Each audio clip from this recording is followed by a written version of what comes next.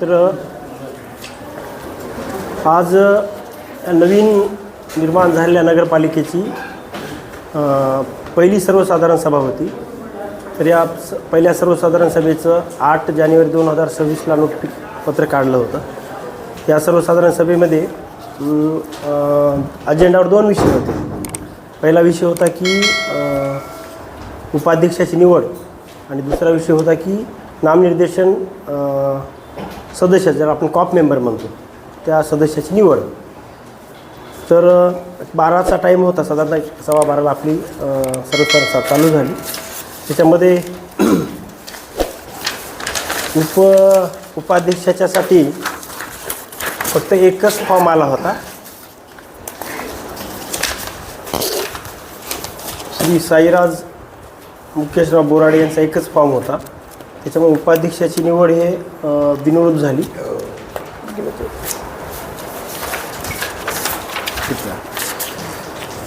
आणि त्यानंतर अजेंडा 2मध्ये जे होतं नामनिर्देशन सदस्याच्या बाबतीतला, तो अजेंडा 2मध्ये होता. त्यामध्ये टोटल आपल्या नगरपालिकेला नामनिर्देशन सदस्य 3 जागा होत्या. त्याच्यामध्ये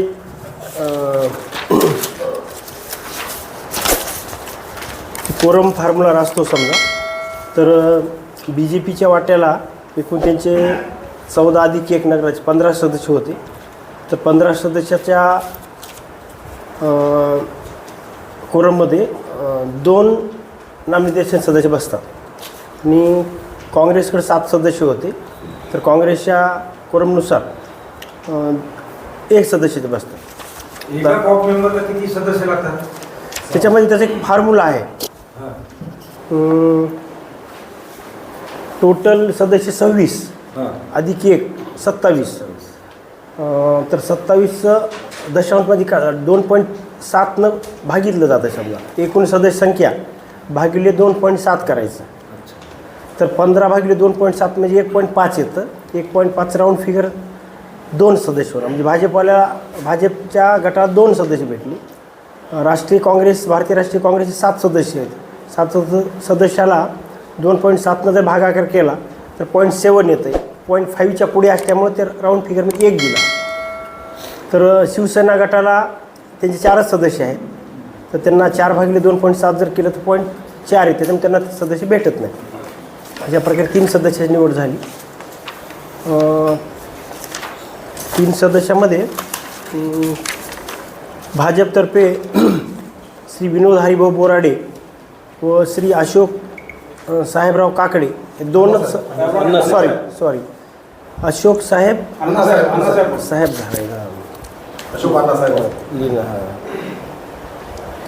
SDM ऑफिसून आली. अशोक अण्णासाहेब काकडे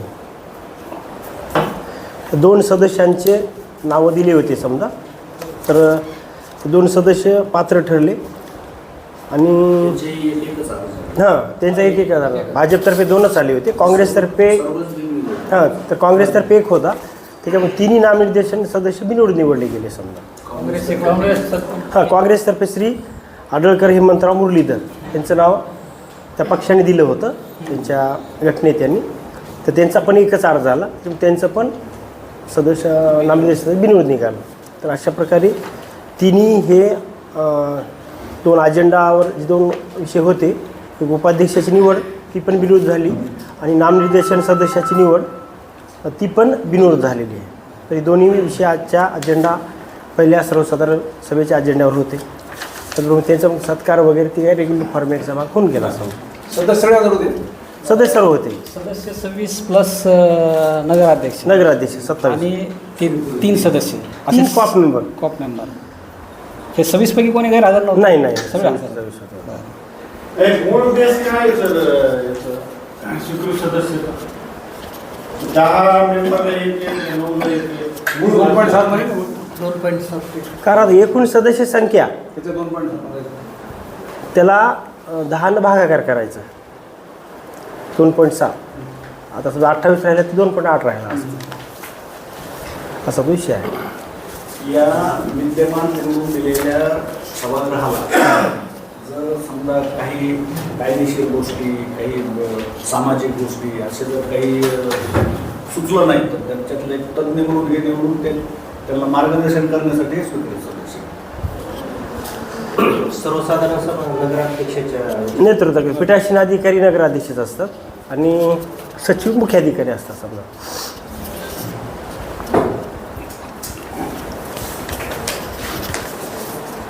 आणि नगराध्यक्षाला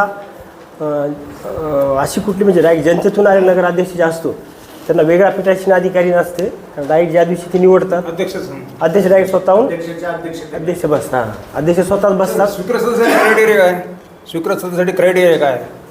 म्हणजे पहिला असं होतं की वकील किंवा डॉक्टर पाहिजे असं होतं ना, तसं काय बदल झाला का काही? तसं काही नाही पहिलं होतंच.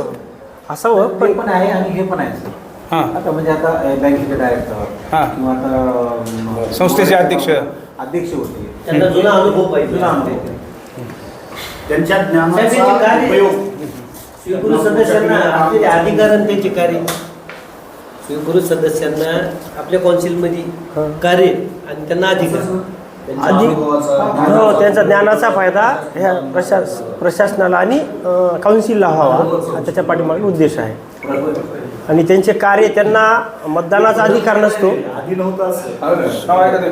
नाही का सायलेंट करा सर. 5 मिनिटात करू. मतदानाचा अधिकार नसतो. त्यांना मतदानाचा अधिकार नसतो. काउन्सिलला फक्त सल्ला देऊ शकतात ते. आणि मीटिंगला बसू शकतात. मिटिंगला बसू शकतात पण मतदानाचा अधिकार नाही. MLC ला अधिकार आहे ना. असं MLC ला अधिकार आहे, मग तो वापर होते नाही तर काय मग काय वापरला काय अर्थ नाही.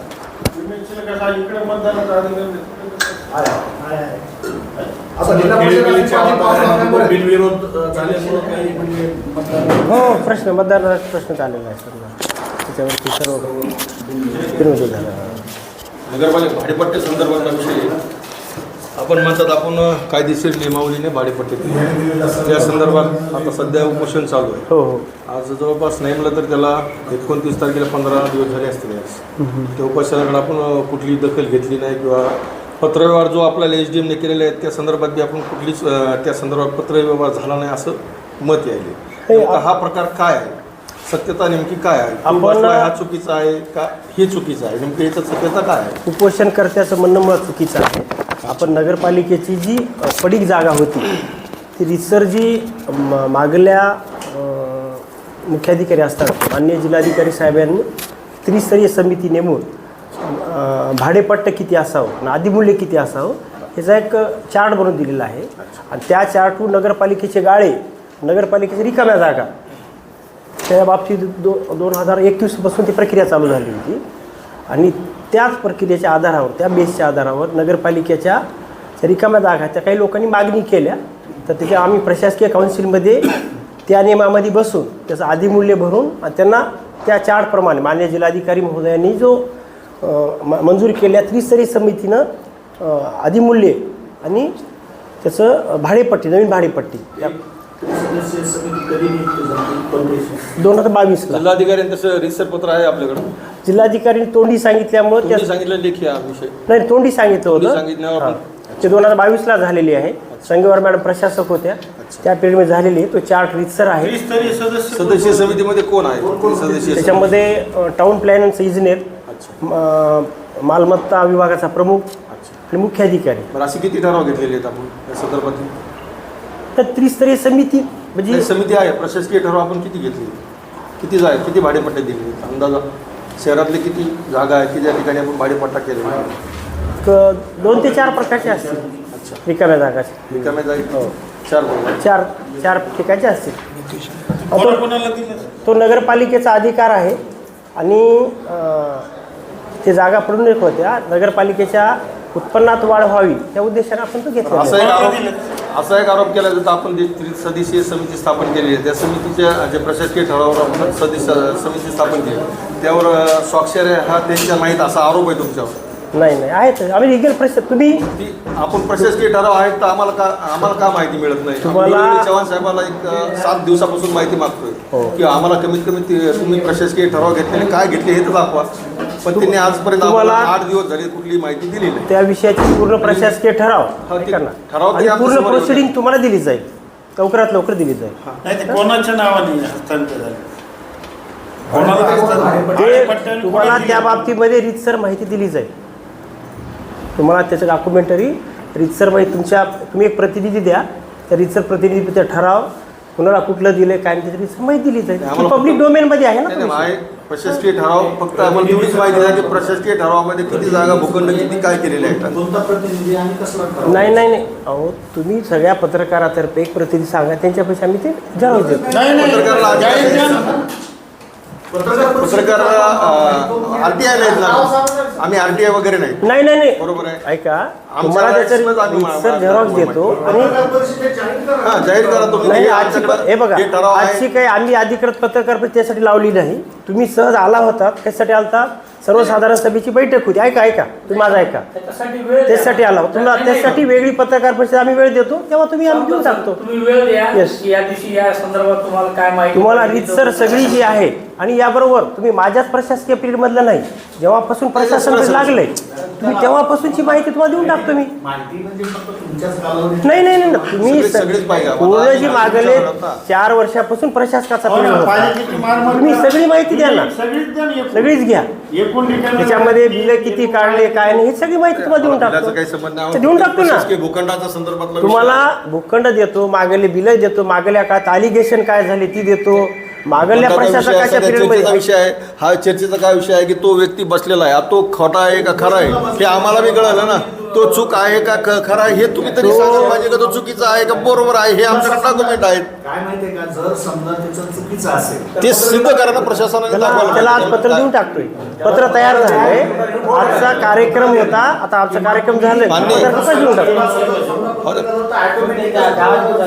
15 दिवस झाले साहेब. तो हे बघा, तुम्हाला सर्वांना माहीत आहे, ऑफिशियली अनऑफिशियली बोलण्यात काही गरज नाही. तो एक हॅबिच्युअल आहे. तो तुम्हाला सर्व सेवकांना माहिती आहे. नाही मला नाही तसं नाही. ती पहिली त्रिस्तरीय समिती जी नेमली देवदास जाधव साहेब असताना, त्या त्रिस्तरीय समिती गठन करण्यासाठी माननीय जिल्हाधिकाऱ्यांनी त्यांना सांगितलं त्रिस्तरीय समिती गठन करा आणि तुमच्या लेवलला ती आदिमूल्य निश्चित करा. तुमच्या कार्यकाळात झालेला जिल्हाधिकारी सैनिक त्यांच्या कार्यकाळात जिल्हाधिकारी साहेबांनी जी त्रिस्तरीय समिती नेमली होती आणि त्या त्रिस्तरीय समितीने जे पॅरामीटर आणि बेस तयार करून दिलेला आहे. आता ह्या गाळ्याचं भाडं किती असावं पूर्ण चार्ट आहे जे काय असेल ते. मग त्या चार्ट प्रमाणेच आता इथल्या जागेची रिकामी जागा किती आहे, त्या रिकाम्या जागेचे भाडे एवढे असावेत, आदिमूल्य एवढे असावेत आणि भाडेपट्टा एवढा असावा त्याचा. ही पूर्ण 2 वेगवेगळे चार्ट आहेत. आता लकडकोटचा एरिया आहे, त्याचं आदिमूल्य रिकाम्या जागेचं किती आणि गाळ्याचं किती. ओपन पेज बी बरेच आहेत, त्यामध्ये बऱ्याच कॉलनीचे ओपन पेज आहेत. ज्या भूखंडामध्ये देण्यामध्ये असं म्हणतात की कॉलनीतले ओपन पेज. हे पहा, आपण जी नगरपालिकेच्या रिकाम्या जागा होत्या तीच भाड्याने दिलेल्या आहेत आणि ओपन स्पेस वगैरे काहीच दिलेलं नाही. तर तो उपोषण करत आहे, त्याचे निवळ खोटे चुकीचे आरोप आहे. त्या आरोपामध्ये काही कारण की तथ्य ह्या ओपन पेजमुळे काल परवा दिवशी श्रीराम कॉलनीमध्ये 2 समाजात खूप मोठं तेढ निर्माण झालेला आहे. शहरातली शांतता अबाधित राहत नाही, हा एक विषय महत्त्वाचा आहे. श्रीराम कॉलनीमध्ये 2 समाजामध्ये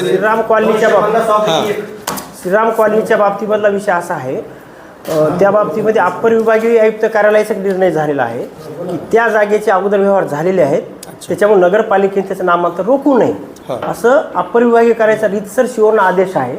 त्या आदेशाची आम्ही अंमलबजावणी केली. हा आदेश जे आलता तो पौळ साहेबाच्या काळात आलता, बरोबर आहे. पौळ साहेबांनी त्यावर कुठली ऍक्शन घेतली नाही, ती जागा त्याची जी PTR दिली नाही, बरोबर आहे. आपल्या कार्यकाळात ती PTR गेलेली आहे. हे बघा, कोणत्या शिवोनी काय निर्णय घ्यावा त्याचं ऐका त्याचं ते ज्युरिडिक्शन आहे, त्याचं डिस्क्रिप्शन आहे. त्या शिवोंना वाटला असा निर्णय घेऊ नये, त्यांनी तो घेतला नाही.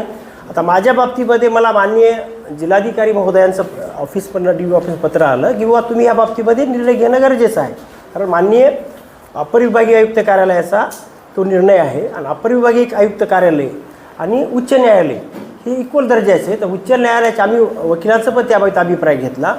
वकिलांचा उच्च न्यायालयातून ह्या विषयाला कुठला स्टे नाही, त्यामुळं वकिलांनी असा अभिप्राय दिला. आमचे जी नगरपालिकेचे अधिकृत वकील आहेत की न्यायालयाच्या निर्णयाच्या अधीन राहून त्याचं नामांतर करणं काही गरज नाही. विभागीय आयुक्ताचा निर्णय, अप्पर विभागीय आयुक्त. येस आणि आम्ही ते नामांतर जे केलेलं आहे की न्यायालयाच्या निर्णयाच्या अधीन राहूनच नामांतर केलं. माणिक हॉस्पिटलचा काय विषय आहे तो सुद्धा काय तो दिलेला आहे का? नाही नाही नाही ती माणिक हॉस्पिटल मला काय माहित नाही आपल्या अगोदर माणिक हॉस्पिटल असेल, पोलीस चौकी असेल, असे बरेचसे त्यामध्ये मुद्दे आहेत की हे हां पण पोलीस आपण- आता पोलीस चौकीचा एक विषय मी त्याला पण सांगतो. पोलीस चौकी तो विषय आहे ते विद्यानगर मधलं शॉपिंग कॉम्प्लेक्स नगरपालिकेचं आहे. तिथंही पोलीस चौकीसाठी 2000 मला वाटतं जाधव साहेब का 3-4 वर्ष जाधव साहेब जेव्हा शिव होते तेव्हा ती जागा कोविडच्या काळामध्ये ती तोंडी जागा दिली तिथे काय अधिकृत पोलीसतर्फे मागणी झाली नव्हती. नगरपालिकेने तिथं अधिकृत नाही, ते डॉक्युमेंटेशन शाळेचे सेलू शहरवासियांनी ती मागणी केली होती, कारण की त्या ठिकाणी शाळा आहेत, छेडछाडचे अनेक प्रकार घडत होते. पालक वर्ग आणि विद्यार्थ्यांची ती मागणी नगरपालिकेला केली होती की ह्या ठिकाणी ऐका. पोलीस चौकी असावी. ठीक आहे तुम्ही मागणी केली होती त्यावेळेस मागणी झालेली होती. त्याबद्दल त्या अनुषंगाने- नगरपालिकेचं पोलीस डिपार्टमेंटचे अधिकृत काही पत्रव्यवहार नाही. आणि 4 वर्षापासून जरी मागणी केली असती मग त्या मागणीची अंमलबजावणी का झाली नाही हे पण तुम्ही पत्रकार बांधवांनी विचार करणं गरजेचं आहे ना. नगरपालिका ऐका नगरपालिका म्हणून माझी प्रायोरिटी काय आहे? माझी प्रॉपर्टीतून 2 पैसे नगरपालिकेला उत्पन्न मिळणं माझी प्रायोरिटी आहे. ती तुमची 4-4 वर्ष जर एखादी प्रॉपर्टी पडून राहत असेल नगरपालिका काही करत नसेल तर माझं प्रशासक आणि शिव म्हणून काम आहे की नगरपालिकेत 2 पैसे उत्पन्न वाढत असं तर वाढवणं काम आहे. एक बालवाडीचं- 4 वर्षापासून ते जागा पडीक होती वापरली नव्हती तेव्हा तुम्ही सजग पत्रकारांनी त्या विषयावर आवाज बोललो उठवला पाहिजे होतं. साहेब, आम्ही त्या ठिकाणी पोलीस चौकीचा तिथं त्या ठिकाणी पोलीस चौकी नाव आहे, सदर रक्षक खलनायकरी न्यायाचा बोर्ड आहे, त्या ठिकाणी चौकी चालूच आहे ना, बंद नाही ना ती चालू चौकी आहे ना, बंद हे नाही ना. काहीच चालू नव्हतं ना. नगरपालिकेचा पोलीस डिपार्टमेंटच्या अधिकृत पत्रव्यवहार नाही. पोलीस डिपार्टमेंटची नगरपालिकेची मागणी केली. अजूनही तिथं पोलीस चौकी ते मी काय म्हणतो साहेब सांगितलं होतं ते चालू करा. ते म्हणे आमच्याकडे फक्त सध्या मनुष्यबळ नसल्यामुळे आम्ही ती चालू करत नाहीये असं त्यांनी सांगितलं होतं. म्हणजे मनुष्यबळ नाहीये पण चौकी आहे हे त्यांचं म्हणणं होतं. पण ठीक आहे ना. मी काय म्हणतो त्यांचं म्हणणं काही असू द्या शेवटी ती नगरपालिकेची मालमत्ता आहे. ती कुणाला द्यायचं काय नगरपालिकेचा अधिकार आहे. आणि नगरपालिकेचं उत्पन्न वाढण्यासाठी जर आम्ही एखादी कृती करत असो तर ते काही कारण नाही त्याच्यामध्ये. आम्ही त्याचं रितसरच नगरपालिकेत शॉपिंग कॉम्प्लेक्सचाच भाग आहे की आम्ही कुठली ओपन स्पेसची किंवा खाजगी किंवा पोलीस डिपार्टमेंट जागा दिली नाहीत. आणि साहेब ते उपोषणकर्त्याच्या मागण्यात तुम्ही चुकीचे आहेत म्हणाले. उपोषणकर्त्यानं 19 तारखेला काहीतरी अगोदरच पत्र दिलं होतं आणि नंतर 29 तारखेला ती उपोषणाला बसले होते. जर त्याच्या मागण्या खोट्याच होत्या तर 19 तारखेला आपण त्याला का उत्तर दिलं नाही मागण्या खोट्या आहेत. उपोषण बसूच तर त्याची वाट का पाहिजे. उपोषणकर्त्यांना आम्ही कन्व्हिन्स करण्याचा प्रयत्न केला पण ते ऐकण्याच्या मानसिकतेत नव्हतं. उपोषणाच्या मोबदल्यामध्ये ती माणूस चुकीचे कामं करून द्या असं आमच्याकडे वारंवार बोलत होता. त्याच्यामुळे आम्ही त्याचं काम केलेलं नाही. तुम्हाला हे जिम्मेदारपूर्वक मला बोलणं काही गरज नाही. बरोबर आहे, बरोबर. साहेब ते सुभेदारमध्ये एक मध्ये किशोरनाथ बाबासाहेब मंदिर जे आहे त्याच्यामध्ये आपण मागच्या काही दिवसामध्ये एक बोर्ड लावला तिथं नियोजित जागा म्हणून. तर भविष्यात त्या ठिकाणी काय होणार साहेब? म्हणजे नियोजित जागेमध्ये आपण काय डेव्हलपमेंट करणार? सध्या तसं काही नाही. आता काउन्सिल आलेले काउन्सिल निर्णय घेईल त्या बाबतीमध्ये. साहेब तुम्ही आता महत्वाची जागा आहे साहेब ती मध्यस्थी शहराच्या मध्यस्थी. हो ते काउन्सिल आता लोकनियुक्त सरकारच सत्तेवर आलेलं आहे त्यामुळे सरकार निर्णय घेईल. निवड प्रक्रियेची प्रेस घेतली तुम्ही हो. त्याबद्दल धन्यवाद. पूरक विषय हा याचा सुरू झाला उपोषणाचा. हो तर उपोषणाने आता सगळ्यांनी प्रश्न मांडलेत आणि तो उपोषणकर्ता काय त्याचं चारित्र्य हे तो हा भाग वेगळा आहे. परंतु तो आज एक त्याची मागणी घेऊन त्या व्यासपीठावरती बसलेला आहे. आणि खरंच आज जवळपास 10 ते 15 दिवस झाले. 15 दिवस झाले. तर त्याच्या मागण्या ठीक आहे. तुम्ही म्हणता तुमच्या स्तरावर तुम्ही ठामपणे सांगता की बाबा प्रशासनाची बाजू ही कायदेशीररित्या भक्कम आहे आणि त्याच्याप्रमाणे आम्ही केलेलं आहे. आणि उपोषणकर्त्याचं हे म्हणणं आहे की बाबा ही चुकीचं आहे. आणि सेलू या सांस्कृतिक शहरामध्ये हे 15 दिवस उपोषण चालणं हे मला असं वाटतं की उपोषणकर्ता आणि प्रशासन ह्या दोन्हीच्यालाही हे योग्य नाही. म्हणून तुमची जी काय आता तुम्ही जे काही मुद्दे रास्त मांडले समजा कायदेशीर भाषेनं मला असं म्हणायचं की तुम्ही हे जर उपोषण झाल्या समजा ठीक आहे आधी नाही केलं पण झाल्या समजा आमची पत्रकार परिषद म्हणा एखादी घेऊन किंवा तुम्ही एखादं पत्रक काढून जर समजा आम्हाला दिलं असतं तर तुमची ही बाजू जनतेलाही कळाली असते आणि त्यांनाही कळाली असते. तर यामध्ये विलंब का व्हायला आहे? कारण आज बघा विलंबाचा विषय असा आहे आम्ही काही करत नव्हतो असा विषय नाही. आम्ही नगरपालिकेतर्फे त्यांच्याशी वाटाचा बोलणी करतच होतो. पण तो माणूस जे मागण्या समोर ठेवल्या आहेत तो फक्त समोर ठेवला. आम्हाला बॅकडोर एंट्रीमध्ये वेगळ्या गोष्टी करत होता. त्याच्यामुळे आम्ही त्या विषयाकडे आम्ही म्हणलं तुझ्या मागण्या तर आम्ही अधिकृत नियमानुस काय आम्ही जी काही त्यांना मागणी करते समजा आम्ही कायदेशीर केले. पब्लिक डोमेनमध्ये डॉक्युमेंट आहेत त्याचे. त्यांना एवढं चुकीचं वाटत असेल तर कोर्टामध्ये आमच्याकडे FIR का ही तक्रार करावं म्हणजे ही करावं ना तो विषय. जर आम्ही आमच्या अधिकाराचा वापर केला असता, समजा तुम्ही पत्रकार आहे, तुम्ही मला पत्रकार म्हणून जर प्रश्न विचारत असेल तर तो तुमचा अधिकार आहे, आणि मी अधिकारी म्हणून इथला कार्यालय प्रमुख म्हणून तुम्हाला तुमच्या प्रश्नाला उत्तर देणं हे माझं कर्तव्य आहे. लक्षात घ्या. तर आम्ही या प्रशासनाच्या खुर्चीवर असताना जर आम्हाला काही कॉन्स्टिट्युशनला लिगल पॉवर असतातच, आम्ही त्याचा जर निर्णय घेतला असेल आणि तो जर चुकीचं म्हणत असेल, तो पब्लिक ट्रायल करणारा तो कोर्ट नाही ना. मी म्हणत तीच पूर्व दिशा म्हणणार, त्याला जर आम चुकीचं वाटत असेल कोर्टात जावं, शासनाकडे जावं, आम्ही त्याचं उत्तर देऊ. नाही, मग त्या मताशी आम्ही सहमत आहेत, हो. परंतु तुम्ही त्याला आतापर्यंत दिलं नाही ना काही, हा विषय आहे. जर समजा मला काय म्हणायचं नाही, तुम्ही समजा त्यांना दिलं तर आम्हाला छापता येईल ना की बाबा याला याच्या बाजूने आहे. प्रशासनाने ही भूमिका स्पष्ट केली. सर तुम्ही आम्हालाही म्हणले असते, झाले 1, 2, 3 दिवस झाले, तुम्ही पत्रकार आम्हाला सहकार्य करा या बाबतीत. आम्ही सर बिलकुल तुम्हाला सहकार्य नाही केलं. काय आता माझ्याकडे डबल चार्ज आजचे जे आहे. दिवस त्रासदायक व्हायला. परभणी महानगरपालिकेची निवडणूक चालू आहे. तिथं पण माझ्याकडे 2-3 चार्जेस आहेत. तिथं मॅनपॉवर नाहीत. माननीय कलेक्टर साहेब आणि माननीय आयुक्त महोदयांनी मला स्पष्ट म्हणलं, तुम्ही सेलूचं फोकस कमी करा. सेलूचा नगराध्यक्ष बसलेला आहे, तर तुम्ही मॅक्झिमम ह्याच्यावर फोकस करा. परभणी महानगरपालिकेचं इलेक्शन तिथं मॅनपॉवर नाही. तिथला 2-3 सहाय्यक आयुक्त नाहीत, तिथला उपायुक्त कोणी जॉईन नाही, अतिरिक्त आयुक्त जॉईन नाही, फक्त कमिशनर साहेब आणि मी एक सहाय्यक आयुक्त. माझ्याकडे उपायुक्त चार्ज देत आहेत साहेब. आता दुसरा एक उपायुक्त आहे प्रद्यावंत कांबळे, तो ARO म्हणून आहे. आम्ही 2 सहाय्यक आयुक्त आणि एक आयुक्त, 3 स्टाफ आहे तिथं आम्ही. आणि महानगरपालिकेची निवडणूक प्रायोरिटीचा विषय आहे, त्याच्यामुळे कमिशनर साहेब स्पष्ट बोलले, कलेक्टर साहेबांनी मला डायरेक्शन दिलेत की तुम्ही आता आमची निवडणूक होईपर्यंत महानगरपालिकेची फोकस ऑन महानगरपालिका इलेक्शन. त्याच्यामुळं आज काय पत्र नाही, पत्र काय देणार देतोय. नाही सर, सगळ्यात मोठी मागणी सर, सगळ्यात महत्त्वाची मागणी काय आहे, त्याला प्रशासकीय ठराव पाहिजे. आहेत ना. प्रशासकीय ठराव जर नियमात घेतले असेल तर आपण का देत नाही? देतोच ना. आपले प्रशासकीय ठराव कॉम्प्युटरचे जर व्हायरल होत असतील तर मग ही गोपनीयता आमच्या समोरच का? नाही, तुम्हाला दिलं ते आमच्यापर्यंत का येत नाही?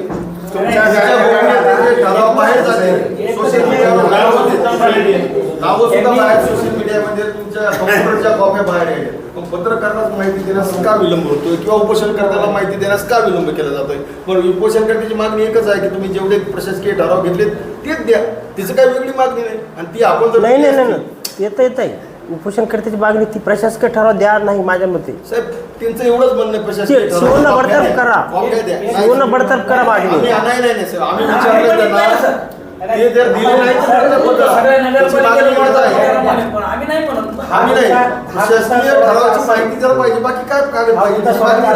त्याला दिलेले ठराव आणि ह्या ज्या तुम्ही वाटप केलेल्या जागा आहेत तर त्या कोणाला वाटप केल्या आणि त्याची कायदेशीर तुम्ही जी काही हे घेतली ठराव घेतला, प्रक्रिया केली कायदेशीर प्रक्रिया, की उदाहरणार्थ समजा त्यांचे मागणी अर्ज आले किंवा टेंडर असेल, तुमची जी काही प्रोसेस आहे त्याचे ठराव प्रोसेस आणि कोणाला दिले ही माहिती तुम्ही त्यांना द्या आणि पत्रकारांना द्या. हा विषय तिला तुम्ही नाही ना तर तिला वाढायला असा विषय. आता तुमच्या मागे काम आहे किंवा तुमच्या मागे महानगरपालिका चार्ज आहे, मान्य आम्ही समजून घेऊ शकतो. पण चर्चा काय व्हायची, कुठंतरी नगरपालिका कुठंतरी चुकीचं काम केल्यामुळे तिच्यामुळे हे प्रशासकीय ठराव दाबण्याचा प्रयत्न करीत आहे.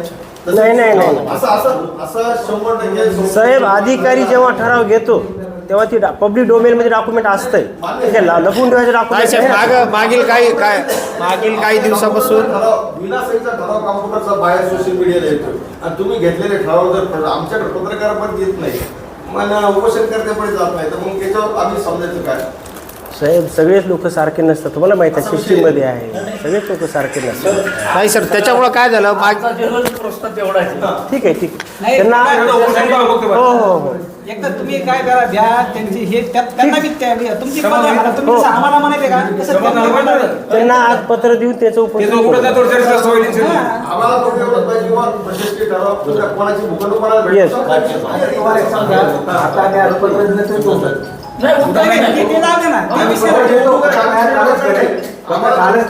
त्यांना दिलं ना ते आपल्याला सगळ्याच माहित आहे की तो हॅबिच्युअल पर्सन आहे. आम्ही त्यांना विचारतो, तू कशामुळे बसला, तुला काय पाहिजे?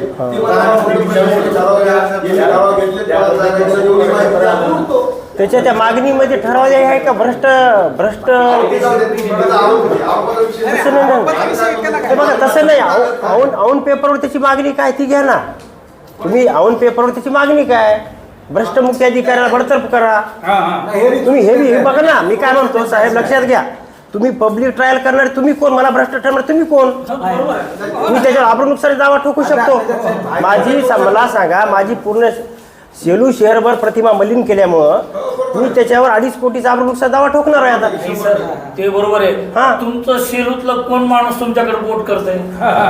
आणि तुम्ही पत्रकार बनतो. हां, आम्ही तर करतच ना, पत्रकार जबाबदार म्हणून करत नाही. Yes. हे काही शेलूतला माणूस बोट करत मग नाही. तो तेवढा कसा त्याला शेलूची काळजी हे लागून कसं तुम्ही गेली. सांगता ना की ते कसं आहे, हां. मग ते सगळ्या शेलूला माहिती म्हणून तुमच्याकडे कोणी बोट करत नाही. त्याच्या ठिकाणी जर दुसरं कोणी बसलं असतं तर ते जरूर तुमच्याकडे बोट ठेवलं. आम्हालाही माहिती आहे त्याचं टेन्शन काय.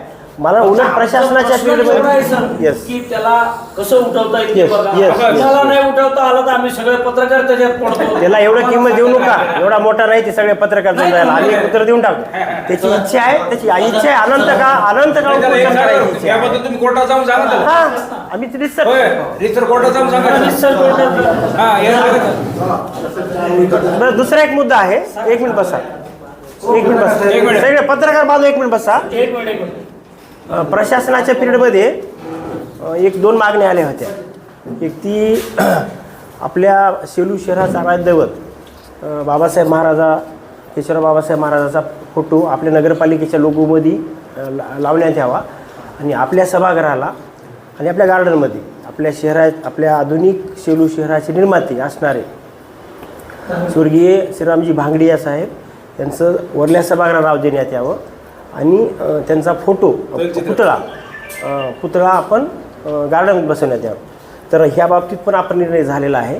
फक्त नगरपालिकेचं रिन्युएशनचं काम थोडंसं राहिलेलं आहे. तर त्यासाठी आपण पालकमंत्र्याच्या हस्ते स्पेशल लोकार्पणाचा कार्यक्रम घेत आहोत. त्या दिवशी सभागृहाला भांगडियाचेच नाव देण्याचा विषय राहील आणि नगरपालिकेच्या लोगोमध्ये बाबासाहेब महाराजाचा प्रतिमेचा निर्णय झालेला होईल. त्याचं लोकार्पण सोहळा पालकमंत्री मॅडमच्या हस्ते आपण करणार आहोत. त्याचं फक्त हॉलचं थोडंसं रिन्युएशन राहिलं, त्याला साऊंड प्रूफिंग वगैरे बसवायचं राहिलेलं आहे समजा. 15 दिवसात होईल. हां, त्या आपला असा प्लॅन आहे प्रशासकीय पिरियडमध्येच आउट ऑफ पॉलिटिक्स जाऊ की त्या सभागृहामध्ये पूर्ण सेलू शहराचं प्रतिबिंब यावं. सेलू शहरातले जी आदरणीय व्यक्तिमत्व आहेत, धार्मिक स्थळं आहेत, त्याचा आपण एक स्केच करून जसं संसदेमध्ये आहे त्या पॅटर्नमध्ये आपण त्या सेलू शहराचे पूर्ण धार्मिक स्थळं, पुतळे वगैरे आपण त्याचे स्केच करून त्या पूर्ण सभागृहामध्ये वरल्या साईडला लावतो आहे. समजा साधारणतः 8 ते 10 दिवसात आपण तो कार्यक्रम घेऊ. त्या दिवशी पालकमंत्र्याचा वेळ भेटल्यानंतर ते कार्यक्रम घेऊ. हे पण त्या 2 गोष्टी त्या दिवशी होणार आहेत समजा. सर लोकार्पण सोहळा घ्या तुम्ही, मी सगळ्यांकडून बोलायलो त्यामुळे टाका, पण सगळ्यांना घ्यायला तर द्या सगळ्यांना लोकार्पण सोहळ्याची. ओके, नाही देतो सगळ्या पत्रकार देतो. नाही सगळ्यांकडून बोलायलो मी. सगळ्यांकडून बोलायलो. काय घेत पण आपल्या सगळ्यांकडून हो. घ्यायचं तर सर सध्या शेलूतल्या संस्था भाजपच्या ताब्यात आहेत. हो आणि आमचे असे वाईट अनुभव आहेत, जाहिरात देतात पण पैसे बुडी. नाही आपल्याकडे नाही आपल्यातर्फे तसं नाही. आपण आउट ऑफ पॉलिटिक्स जाऊन आपला प्रशासन काम करायचं असते. तर आपण सर्व पत्रकारांची जी राहिले बिलं आहेत ते लवकरात लवकर काढून घेऊ. आणि दुसरा विषय ह्याच्या जी काही जाहिरातीचा आहे प्रोटोकॉल ते आपण सर्व पत्रकारांना करू. याबाबतीत तसं काही ना ठीक आहे ना. येस, सर्व पत्रकार बांधवांनी वेळ दिला, वेळात वेळ काढून वेळ दिला. सर्वांचे खूप खूप आभार.